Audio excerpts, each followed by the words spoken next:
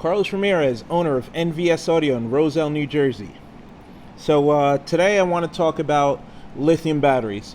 We're going to be doing 2 or 3 separate videos on lithium batteries, but today is going to be properly charging lithium batteries.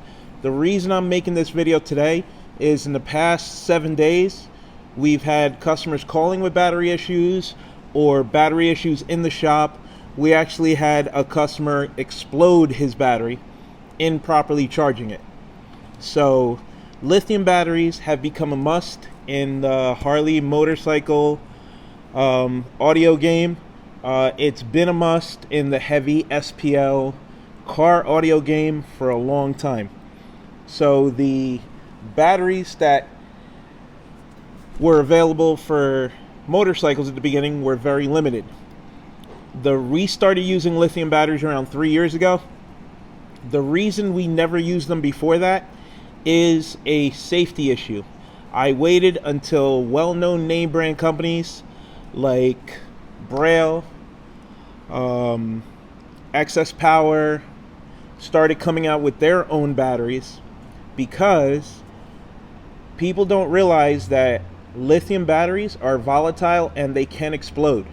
So when the big cell phone thing was going on, where Android phones were exploding on phones and they made smart luggage illegal on airplanes, this was all lithium batteries. So lithium batteries are small, lightweight, super powerful, but they are ultra volatile. And nothing is ever for free. With great power comes great responsibility. So I waited until these companies, the companies that I've been using for years in AGM batteries, started supporting lithium. The main thing that makes these batteries safe is the BMS that's built into these batteries. Since lithium battery for motorcycles and cars is still relatively new, there is no real standard, so these companies are doing whatever the heck they want and just putting out the product whether it's safe or not. So now we used the most powerful battery that we use is Dorian's currently as a drop-in replacement from Blaze Cycles. His is not a drop-in fit. You'd have to remove the rear wheel and then remove the battery bracket tray, but his is the most powerful because it's slightly larger than everything else on the market. For the stuff that's a drop-in fit, you're talking Braille, you're talking Excess Power, you're talking, I believe Limitless is offering something. Excess Power, Limitless, Braille. I'll put it in the description below if I forgot any of the ones. So the battery management system is the most important. So what happens is these batteries do not like the cold.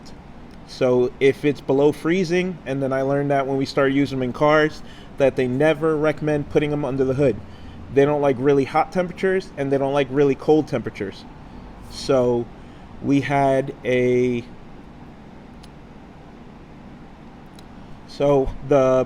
batteries, they don't recommend putting them under the hood inside a car because obviously in the winter it drops below 32 degrees. So when we do these bikes, we always recommend and we always ask the customer if they have a garage, because if the bike's kept in a garage, then you won't have an issue. Because I did a measurement the other day, and I'll post that up, where it was 28 degrees outside, and then inside the shop without the heat on, it was 35 degrees. So as long as you can keep, if the temperature, if you live in one of those super cold climates, disconnect the battery and bring it in the house, maybe put it in the basement. The batteries can get damaged if you let them drop below 32 degrees. So that's freezing. If you let it drop below freezing, you can damage the batteries. These batteries require a special charger because they charge differently. Like I was saying before, with big power comes big responsibilities. This is the Braille charger that if you order the battery and the charger packed together, this is the charger that they offer. It is 6 amps. This is a lithium battery charger. This is what we use to charge batteries. If it's a larger lithium battery, we have a larger 12 amp charger that we use. So a lot of clients like to use their regular tender For most of our clients, we actually modify the plug, which you're not supposed to do, but we modify the plug.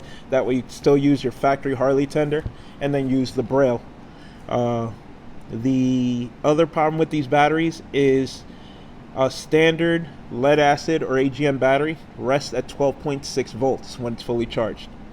These rest a complete volt higher. These are 13.6, 13.8. So since they rest at a higher voltage, they charge at a higher voltage. So the motorcycle stator can charge them about 75-80%. I always recommend to my clients that when you get home, at least twice a month, plug in your lithium charger so you can top the battery off completely. So when the battery cycles, it gets used to cycling all the way up and then all the way down and then all the way up.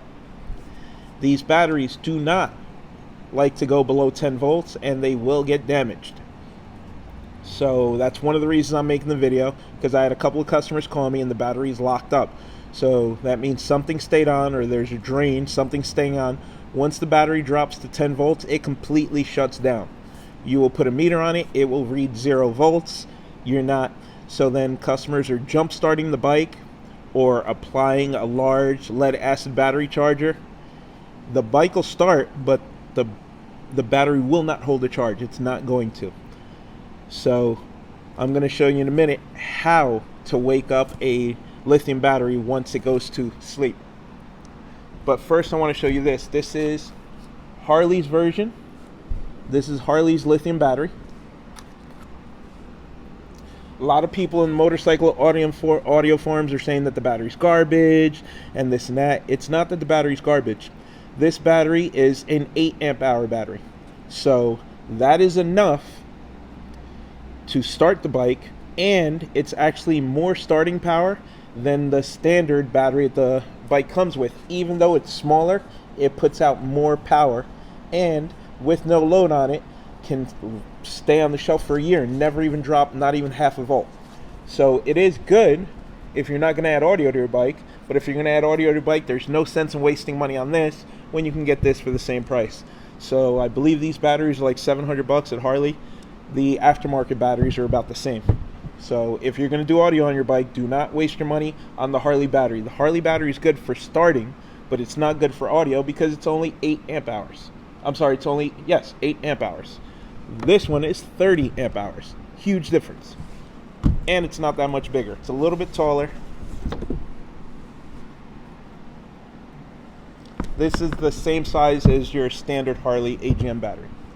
So now, this is what a healthy Harley battery looks like.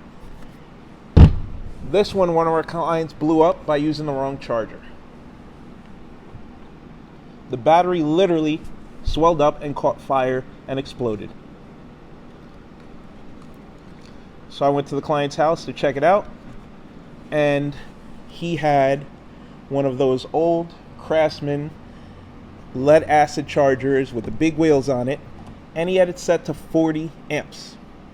So he was trying to force the battery to charge after the battery was stone dead, 40 amps of current, and left it on the charger for an hour and walked away from it. That's a big no-no with lithium batteries. You can't do that. These batteries will explode if you try to force them to charge and they don't want to charge.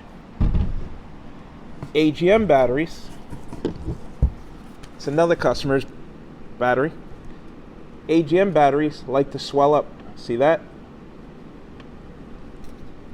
So AGM batteries will rarely explode, but they do swell up. And once the battery swells up, it's completely useless. It's not going to hold the charge anymore. This another client, this was a secondary battery on his bike. He had it on a charger, left it on the charger, and you can't force the battery to take a charge. If the battery doesn't want to charge, you're just going to overheat it and cause this. So the proper way to charge or to wake up a lithium battery once it goes to sleep is to hook it up to another battery that's similar. So sometimes that's not possible. So they want you, if you have one of these, they want you to grab another one of these. So we just recommend that they're both lithium. So this is our lithium jump pack, and this is a lithium battery. So all you have to do is connect the clamps from this battery. We just did it on Rav's bike. So we just connect the leads from the jump pack across the positive and the negative and let it sit for a half hour to an hour until the voltage stabilizes. So once you connect it, this battery will take voltage from this battery. And since they're both lithium, once the voltage equalizes on both batteries, you can disconnect it, and then this battery will take a charge.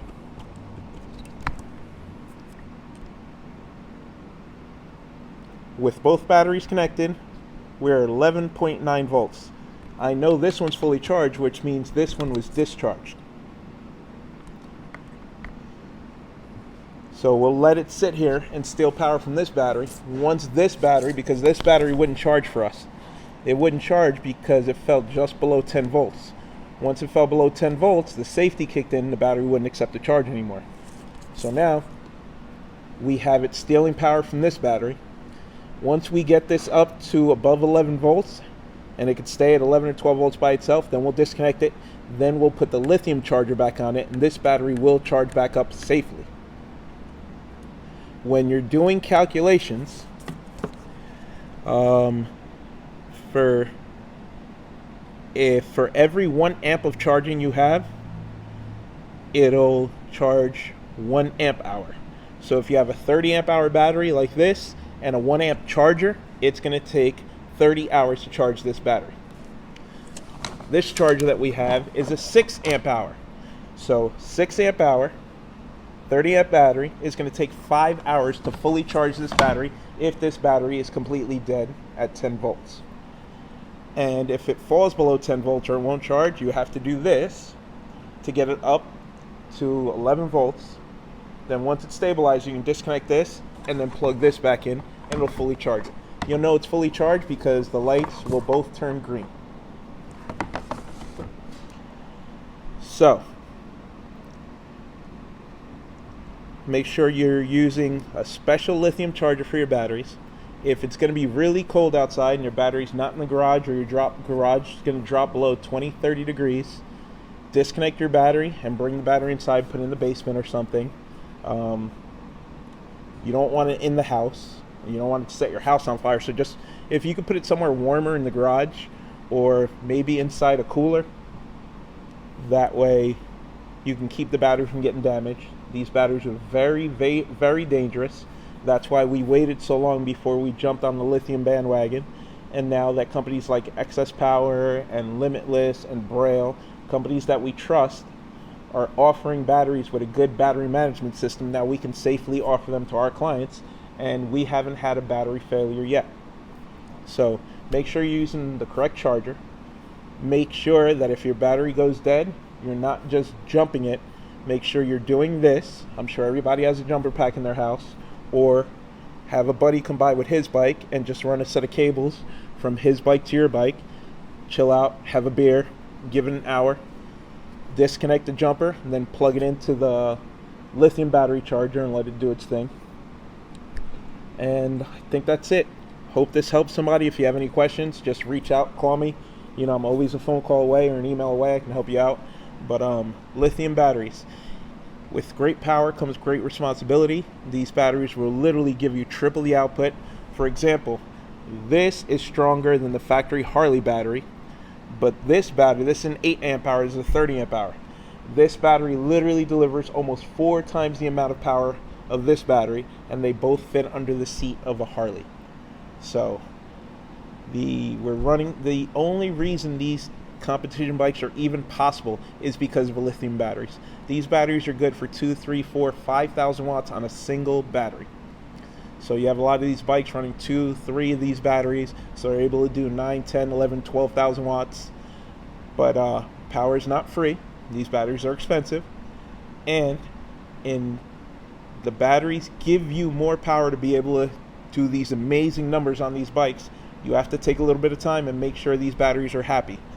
If the battery's disconnected, the battery will sit on the shelf for over a year and not drop any voltage.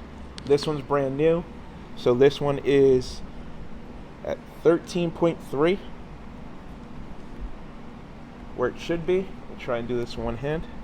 So we're at 13.38.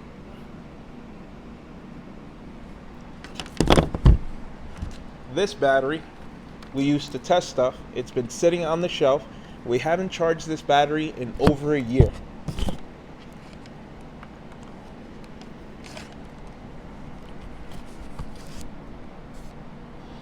So this battery's at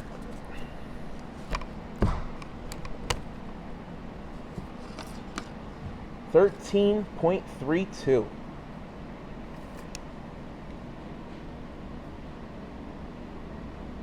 This battery has not been charged in a year. So these batteries last a lot longer than regular batteries, as long as you treat them properly, use the proper charger, and properly maintain them. If you take care of the battery will take care of you.